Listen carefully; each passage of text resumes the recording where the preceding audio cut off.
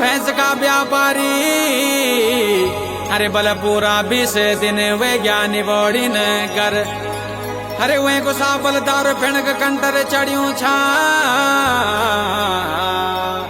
अरे बल गोर क्योंकि छान मातों को मंडाण लग्यों छा। मामा बाणे जा दुई होया रंग मसो मामा बाणे जा। मामा बाणे जा दुई छा तारोल्या मामा बाणे जा। मामा बाणे जा दुई होया रंग मसो मामा बाणे जा। मामा बाणे जा दुई छा तारोल्या मामा बाणे जा।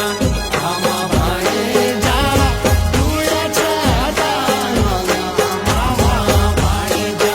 मामा बाणे जा दुई छा तारोल्या मामा बाणे जा।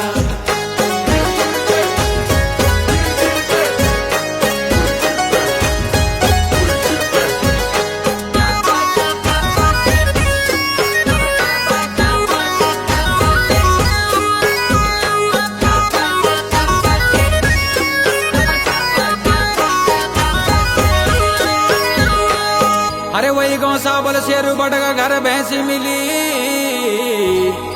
अरे बल 2 महीना की साब उन पगाली लिया ली। अरे बल रूम के साब घर बैठ गया। अरे बल 1 बोतल दारू साब तौन और पिया ली। अरे बल उन्हें तो डोंडियालू बाटू। अरे बल भैंसी डोंडा दोली। मामा बाणे जा तब बैठ्या रोण मामा बाण जा।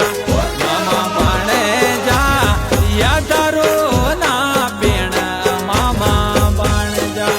मामा बाणे जा कसम खाया ले मामा बाण जा। मामा बाणे जा या दारू ना पीण मामा बाण जा।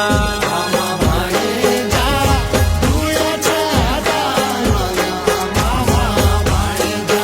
मामा बाणे जा दुई छा तारोल्या मामा बाणे जा।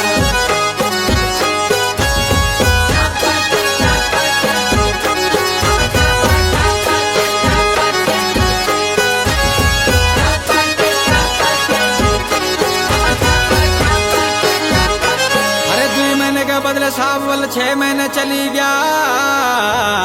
अरे बल शेरू बड़ा सुनी 25 रुपया नहीं मिली न। अरे बल शेरू बड़न तो पर पुलिस बुलाई। अरे बल नेटीरी का जेल तो का हाथ गा तोड़ाई। मामा बाणे